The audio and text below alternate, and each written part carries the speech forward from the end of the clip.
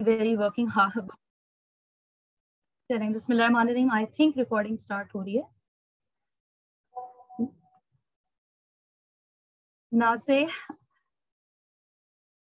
Nasir, if there's a technical error, you can. Yes, madam. There's a technical error in the starting of the recitation. Recitation was okay. Majority of us didn't hear the recitation. अगर आप एक दफा दोबारा लगा दें. Okay. दोबारा लगा.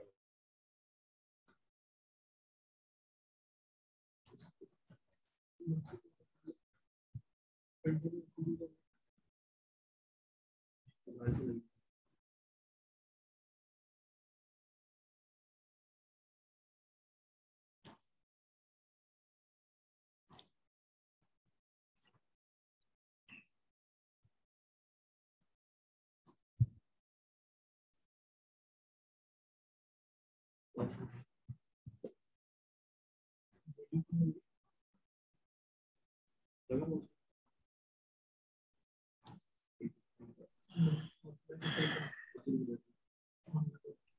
think it's not been. Zareen, are you able to hear?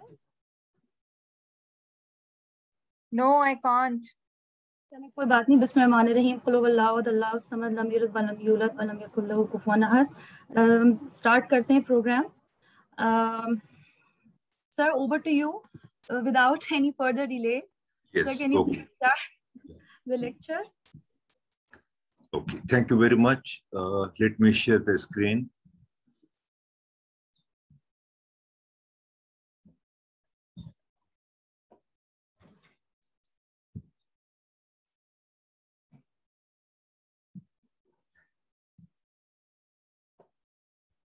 So, with the name of Allah, let us begin our talk. First of all, I'm grateful to Dr. Zareen Kiran, Professor Akhtar Baloch, and Dr. Nida for inviting me to talk on this controversial dilemma and still unresolved problem with so many difficulties in the diagnosis, investigations, and management, and that is Cushing syndrome. I'm giving the task to talk on Cushing disease, which is pituitary dependent. So let us scratch our head and begin. Cushing was first reported by one American neurophysician, Dr. Harvey Cushing, in 1932. This disease may go undiagnosed for many, many years, like type 2 diabetes mellitus, because clinical features, they are subtle, they are non-specific. So family physicians and even sometimes consultants, they are unable to make a diagnosis of this Cushing disease or Cushing syndrome in time, resulting in so many complications. Like we see in type 2 diabetes, if we diagnose late, complications already occurred. So this is also one type of metabolic syndrome. And if we diagnose late, then so many complications already there before we start treating this disease. 3 to 5% of poorly controlled diabetic may have Cushing disease. It's such a common disease. Approximately 15 people per million per year are affected with Cushing due to the overproduction of cortisol. Cushing can be fatal if not correctly diagnosed and treated in time. So it is not a benign disease because so many complications we will see later on, they occur causing fatality. Now, what is the difference between Cushing disease and Cushing syndrome? Disease means increased cortisol from pituitary or sometimes from hypothalamus. And syndrome, we call all other sources minus pituitary. It is known as Cushing syndrome. So what are the causes? We can divide this into two categories. Number one, exogenous cause, which is the most common actually. It is known as iatrogenic steroid.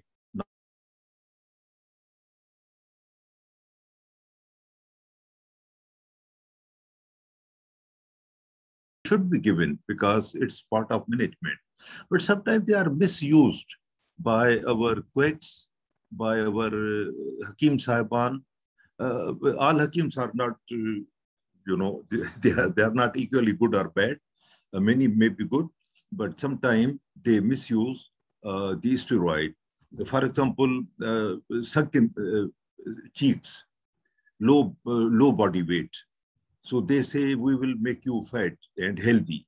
So they give steroid, and pitch ke gal, jo sunken cheeks hain, they become moon-shaped face, and patient thinks that he is becoming healthy, although he is or she is developing Cushing's syndrome.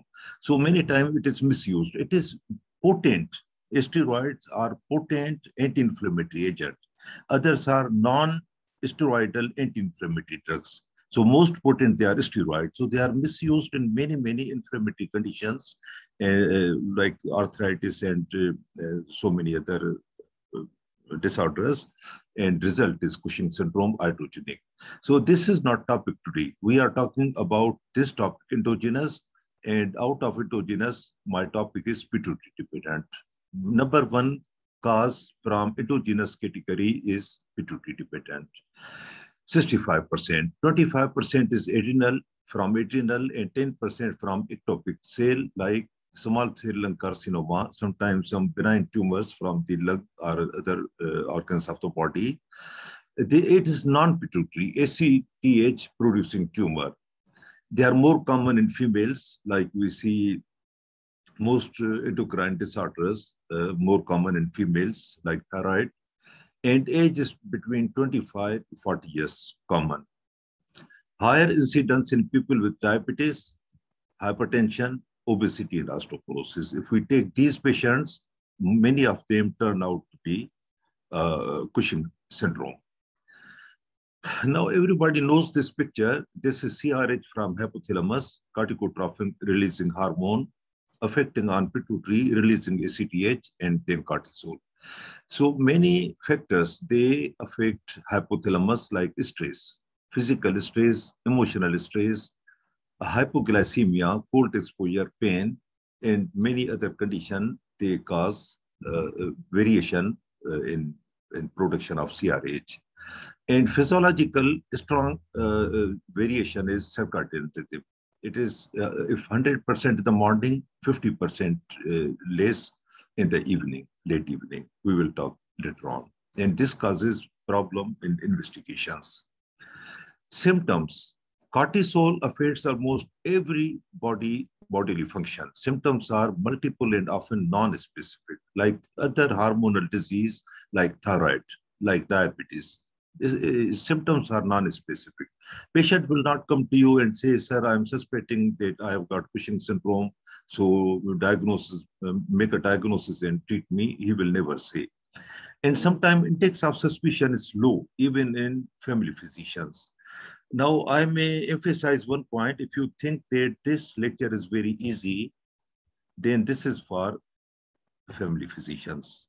If you think this lecture is sometimes becomes difficult, then it is for postgraduates of Part 2 endocrine fellows, because I came to know that both category of audience, they are there today, from family physicians to postgraduate of FCPS Part 2 endocrinology. So I tried to make it very simple for you, although topic is not so simple. So let us hope for the best. Cortisol affects almost every bodily function. Not all patients experience every symptom. Symptoms do not appear in any particular order. Sometimes one symptom comes earlier, sometimes even it is not present. Whole body is affected. Moon face, dark facial hair, hirsutism, cardiac hypertrophy may be fatal if you don't treat in time. Type 2, obesity, which is central obesity, like we see in metabolic syndrome. Abdominal striae, especially pink, very significant. Amenorrhea leading to infertility, poor wound healing because of immunosuppression, muscle wasting in the extremities, hypertension, osteoporosis, and sometimes maldistribution of fat. Fat deposit at 3 places. One here, causing moon face, Chaudhary ka Chand. Second is buffalo hump. Third is over tummy, causing central obesity. Now, so many studies have been done.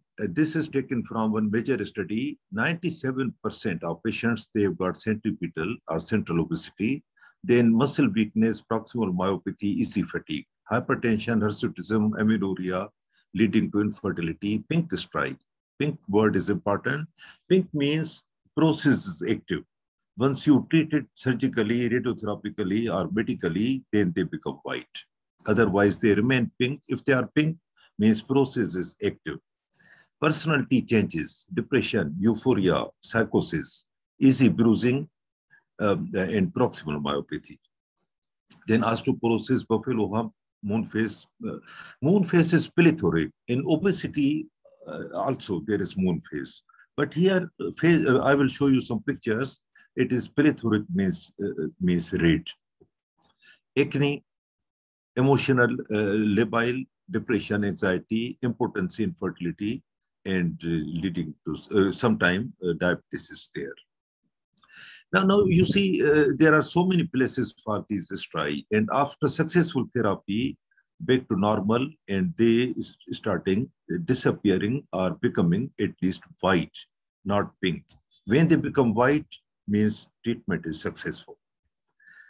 Striae may be here, so many places. Striae may be here. This is moon face, along with hirsutism. Striae may be here. Here is classical. This is small buffalo hump. This is buffalo hump. And this is known as potato on matchstick. Because of catabolism, proteins is less, so limbs are thin. And this is central obesity. Face is over here, moon face. Ladies have got moon face, but this gentleman has got moon face. This is ecchymosis. Now, ecchymosis is due to displacement of collagen fibers. It is a catabolic state. Collagen is protein, and they are displaced. So these blood vessels, arterioles, they become more visible. So blood appears, appearing in the face, causing plethoric face, leakage over here because of displacement or breakage of the collagen fibers, causing ecchymosis. So many symptoms can be explained on the basis of this pathogenicity. This is also known as potato on matchstick appearance, thin limbs, and central obesity. And this is classical plethoric moon face with some hirsutism. Same picture here.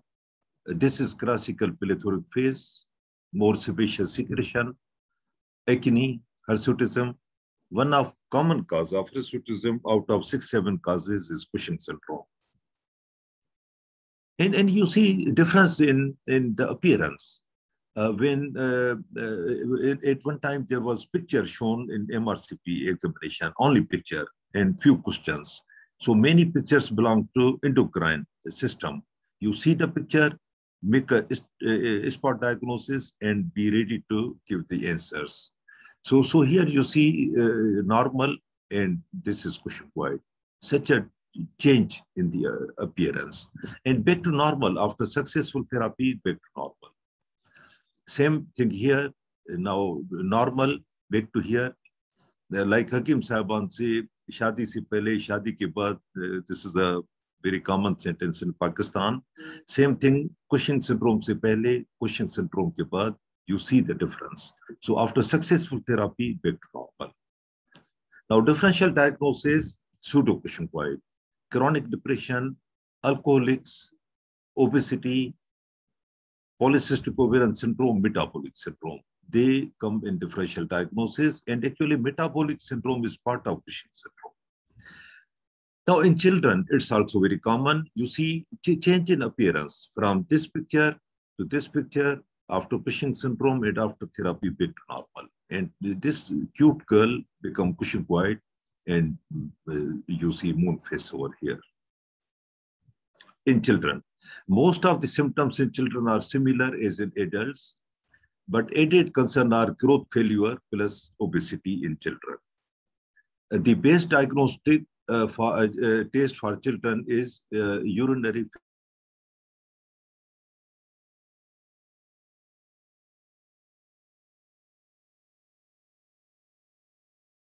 children. Pituitary tumor is the most common cause. So in children, you see cute boy became Cushingoid. This girl become Cushingoid, moon face. These are twins, but you see short stature obesity in this twin. Normal Cushingoid. After successful therapy, back to normal. So how to diagnose Cushing's? Careful history and general physical examination, very important. If you suspect a case is having Cushing syndrome, look at the old picture, they will help you. Not all, like in acromegaly, we ask old pictures and we make a diagnosis simply by looking at the pictures. Not all patients have all clinical features, especially early, number one, early Cushing syndrome. And periodic Cushing or cyclic Cushing syndrome is also very common. So one positive test, which I will describe later on, may worth more than 10 negative tests. So this sentence is very important. It is important to diagnose early before devastating sequelae develops. And I already mentioned this condition can be fatal if you don't treat in time. Now, Gestalt, with as much information as possible. Now, what is Gestalt? It is German word, German. And I tried to search dictionaries, Google's, no equivalent word in English, no equivalent word in Urdu. This is German word, but this is very important. This means holistic approach. You pick pieces together and make a holistic approach. This is Gestalt. It is a psychological term. And if you do this course, it needs 220 hours to pass this course. Gestalt. So Gestalt means to pick up pieces from symptoms, from investigation, and then make a holistic approach and make a diagnosis. Diagnosis of Cushing, first step, whether patient has got high level of cortisol, first biochemical.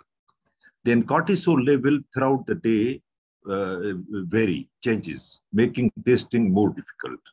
Normal diurnal rhythm, cortisol and ACTH levels are highest in the morning and lowest at 11 p.m. Mild or cyclical are early. Number one, mild. Number two, cyclical. And number three, early. Cases of Cushing syndrome can be very difficult to diagnose and repeated testing is required. So if one test becomes negative, this doesn't mean that there's no Cushing syndrome. You repeat it. And in cyclical cases, when clinical features are high, you do test at that time. Second step, whether cortisol production is dependent on ACTH, pituitary or ectopic, or ACTH independent adrenal tumor. Now, this is the strange condition in which you make a diagnosis that where is the lesion biochemically. In other disease, we take help of imaging only. Here also we take the help of imaging like CT scan, MRI, but biochemically we can diagnose where is the lesion. So this is a strange thing, like dexamethasone test various forms. I will discuss later on. So let us talk about more investigation. Now, some investigation are supportive. They don't make a diagnosis, like raised white cell count. Number two, hypokalemia. If they are there, they are supportive evidence. But screening test for Cushing, this is very simplified form. This disease is not so simple, but I try to make it simple for most of my audience. Cushing syndrome suspected, perform one or two following tests. These are called screening tests. Number one, very famous test, 24-hour urine-free cortisol. Number two, overnight 1 milligram dexamethasone suppression test. 1 milligram give at 11 p.m. and obtain cortisol at 9 a.m. following day.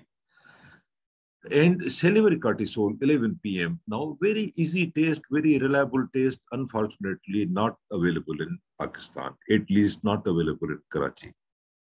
Now, if any of these are there, then the condition is abnormal, and to please consult an endocrinologist. And if this is normal, then probably a diagnosis probably escalated. But if clinical suspicion is there, then repeat if high index of suspicion. Repeat the test later on. Now, late night salivary test, I already mentioned, not available here, but very easy test, very reliable test. Elevated cortisol at 11 p.m., earliest indication of Cushing syndrome, easy to perform and provide 95% accuracy. Normal levels of cortisol at this time virtually eliminates diagnosis. Then 24-hour urinary free cortisol available here. It's supposed to be gold standard test. However, additional testing is always needed. Then dexamethasone CRH stimulation. This is a special test, not commonly done. If it is done, this should be done under supervision of endocrinologist. An equivocal result, which is often there. Combination of dexamethasone suppression with a stimulation test using CRH, corticotrophin releasing hormone, can be useful in making the diagnosis. Now, dexamethasone suppression test used for 40 years. Very old test, still widely used when combined with other tests. No single test is reliable. So low-dose dexamethasone suppression test is already mentioned, 1 milligram dexamethasone, 11 p.m. at cortisol ACTH at 8 a.m. next day, 9 a.m. Normal person will show low ACTH and low cortisol because of suppression, feedback. Cushing patient, they don't suppress. 95% efficacy in screening. Dexamethasone suppression test, let us go further. Do plasma ACTH, if it is undetectable, then adrenal cause because of feedback system. If detected, proceed to high dose, 2 milligrams 6 hours per 48 hours.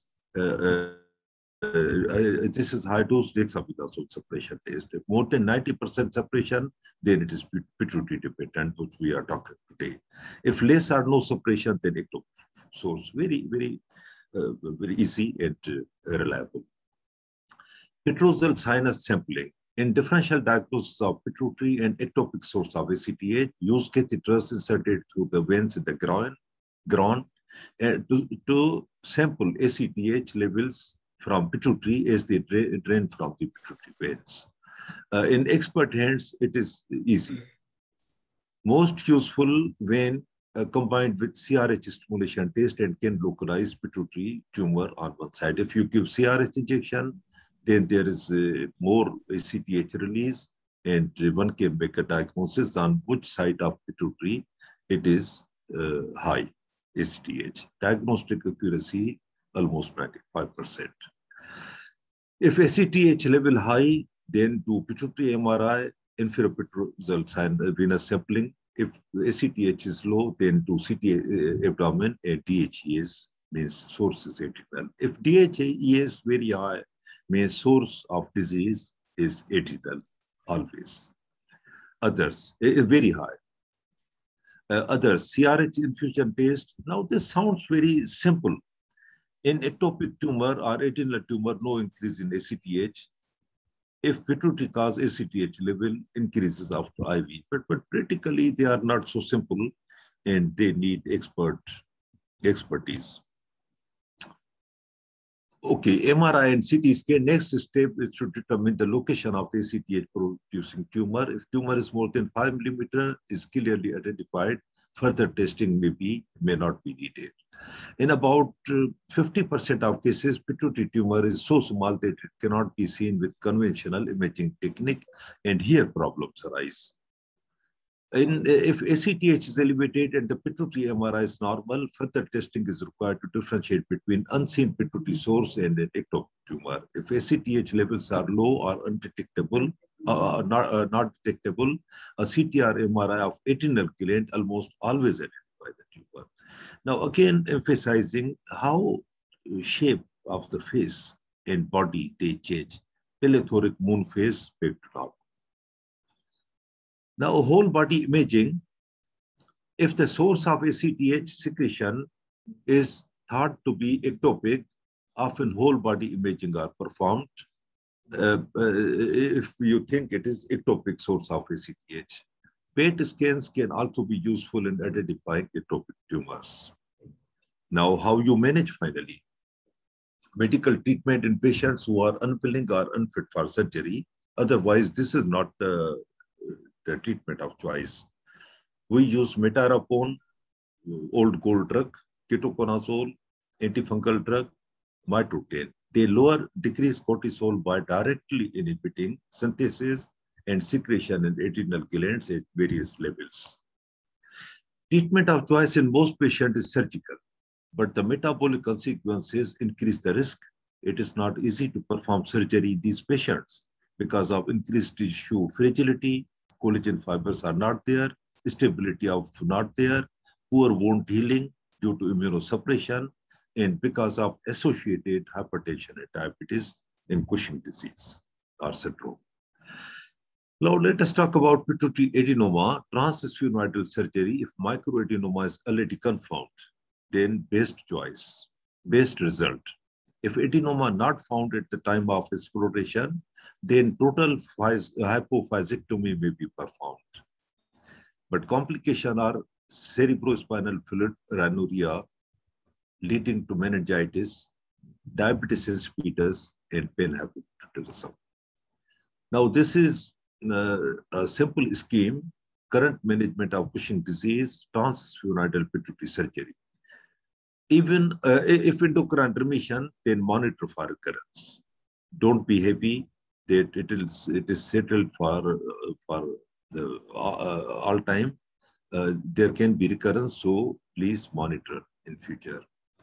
Persistent or recurrent hypocortisolism, if it is there after surgery, then consider repeat surgery. Or persistent or recurrent hypercortisolism or repeat surgery not selected, then radiotherapy is option, medical therapy is other option, or bilateral adrenalectomy is another option. This is like na rahega baas, na bajegi bansuri. No adrenal, no cortisol, so no Cushing syndrome.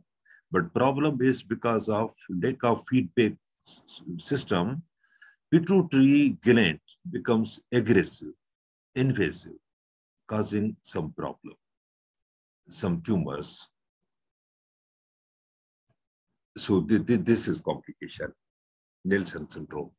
Radiation therapy is option in patients with failed surgery or too high risk medically to bring to surgery is radiation therapy. Radiation therapy, which is administered over 6-week period to the pituitary, has yielded improvement in 50% of adults and up to 85% of children. Stereotactic radiosurgery has always been found to be effective treatment for patients with pituitary adenomas. Now, last few slides, recovery. It is not uncommon for patients who are affected by a life-threatening disease to experience depression. Depression is associated with Cushing syndrome because of disfiguring, because of muscle weakness, because of infertility, because of obesity, because of associated hypertension and diabetes. So patients are depressed. This is partly due to effect of excessive cortisol on the brain. So there is organic reason for depression besides psychogenic. So again, you see Cushing syndrome back to normal after successful surgery. Now, prognosis, patients with incompletely controlled Cushing syndrome have got 5-fold excessive mortality. It's a great statement. Premature death in untreated case caused by myocardial infarction, cerebrovascular accident, uncontrolled hypertension, diabetes mellitus, or repeated infections because of immunosuppression. Cushing syndrome, these are two slides showing some new things, updates in Cushing syndrome or Cushing disease. Cushing syndrome with hyperglycemia means with metabolic syndrome, which is often associated. Cortisol receptor antagonist is now approved by FDA. It is known as the mifepristone, not available yet in Pakistan, but available in America, Europe, because FDA EAP approved. Mifepristone. How to tell if you are a high cholesterol or cortisol phases? Because I already mentioned sometimes problem is cyclical. Sometimes there is Cushing syndrome, sometimes patient is normal biochemically. So things are different. So in future, you will see cortisolometer, instant cortisol level with a finger prick, like we do nowadays, blood sugar testing with a finger prick. In future, you will do cortisol with a finger prick, inshallah. New development. Conclusions, almost all patients are episodic, almost all. It is never persistent leakage of cortisol. Most patients are mild in nature. No single test is diagnostic. So you have to do more than one test to confirm the diagnosis, both biochemical and imaging technique. This is difficult diagnosis.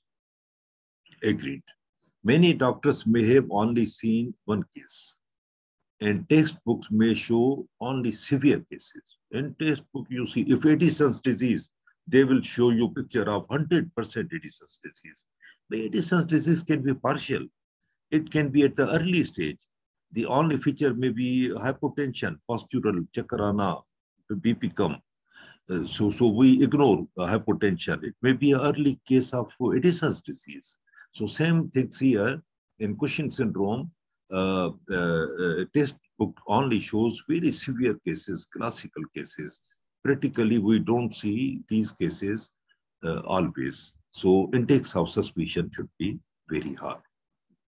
Thank you very much.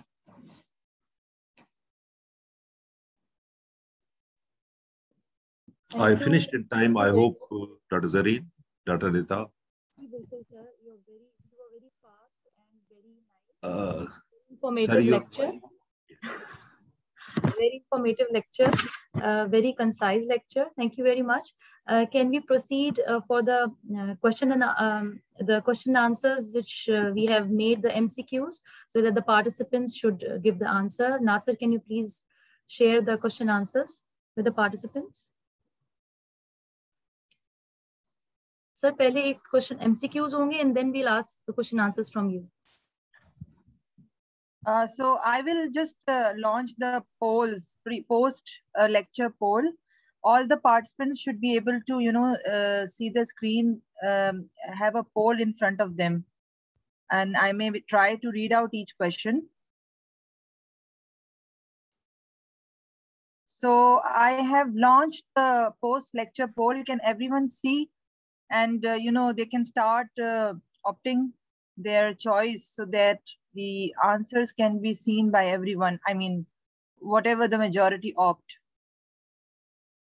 The first question is, the most common cause of Cushing syndrome is, number 1 is pituitary adenoma.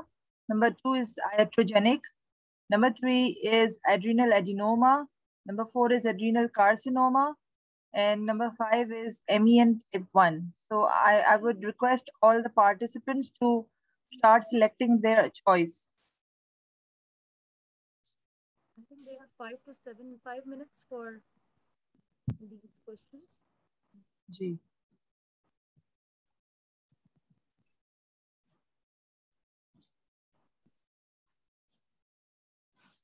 Okay. So all of them has opted for question. Okay, still we are getting responses.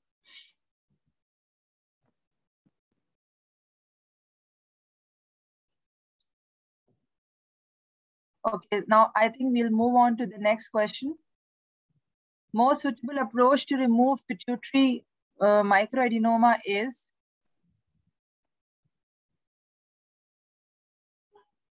transfrontal, burr hole surgery in skull, transsphenoidal, mastoid bone, or temporal bone. Okay, many of you have opted for option number C, which is correct. Okay, let's move on to the third question. Best treatment option in Cushing disease: gamma knife radiosurgery, metairopone, cabergoline, surgery, and mifepristone. And 69% of you have opted for surgery, which is correct.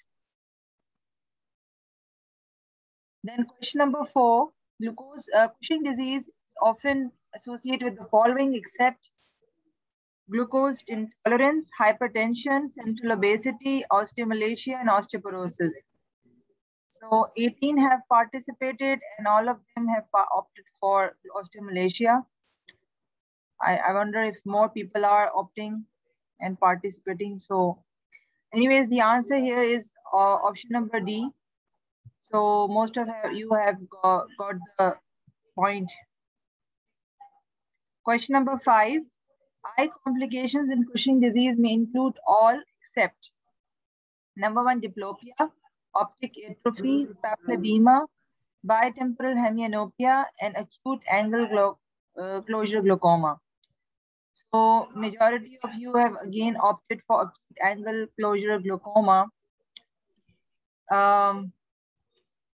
I think, sir, you can put some light on the answer of this question, whether they have corrected it, correctly opted for it.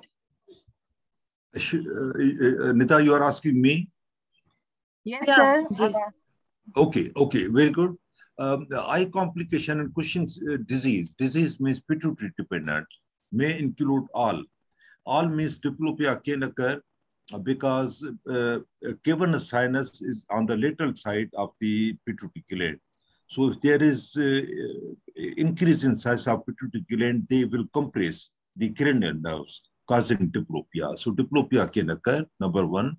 Optic atrophy can occur because if pituitary gland goes down, invade optic chiasma, optic nerve, then optic atrophy will be seen.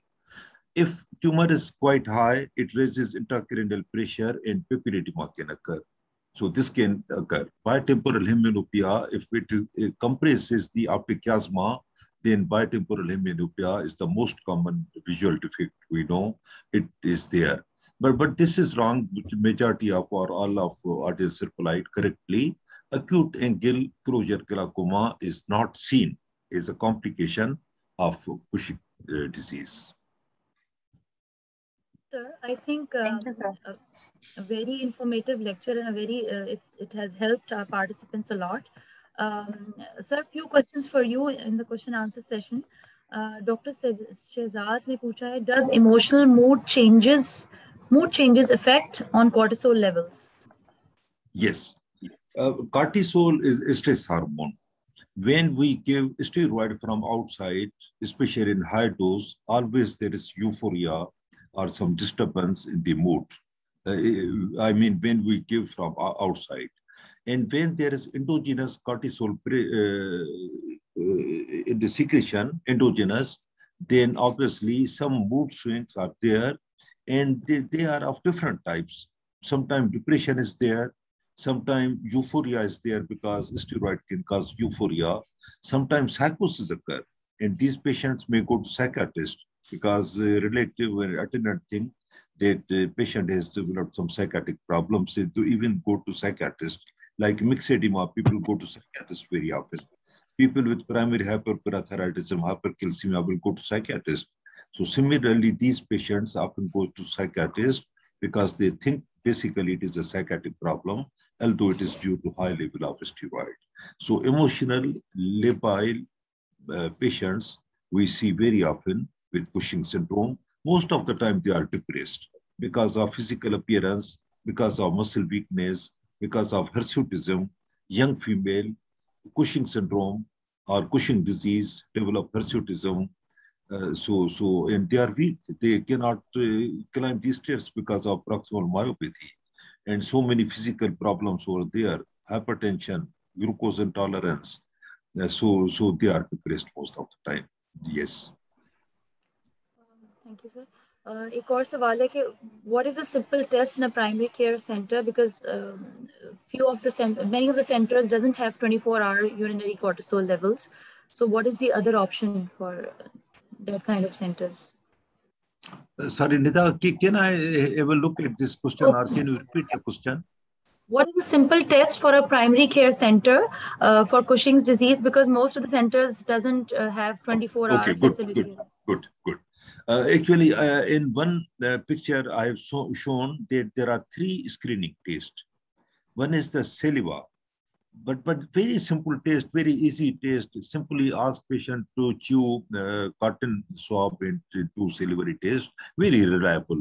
Unfortunately, this is not available here. So 2 screening tests are there.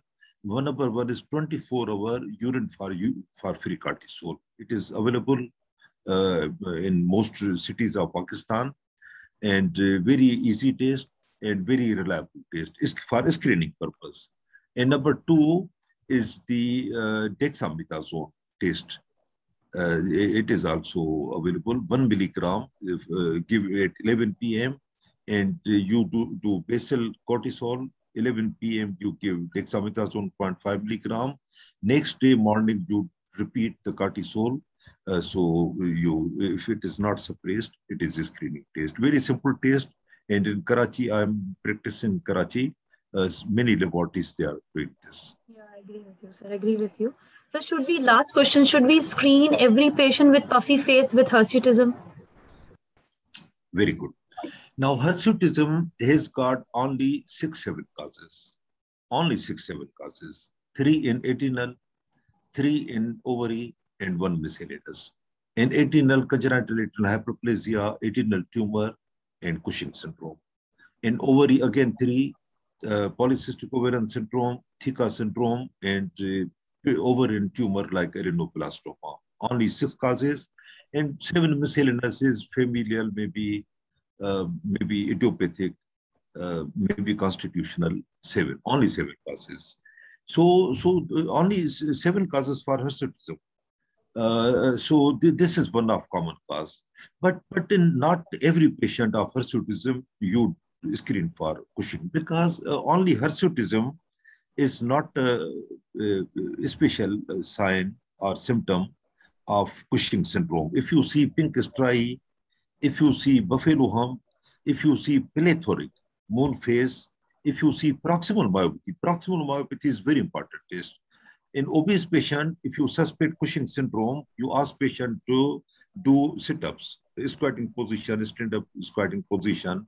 जिस तरह school में मुर्गा बनाते थे किस जमाने में हमारे टीचर उठक बैठक कराते थे, इस तरह कराएं पेशेंट को, कान न पकड़े सिर्फ उठक बैठक. And you see the proximal myopathy patient, they are unable to stand up from squatting position without support. Very reliable test, I tell you. Out of all the symptoms, pink striae, moon phase, and proximal myopathy, they are most reliable sign.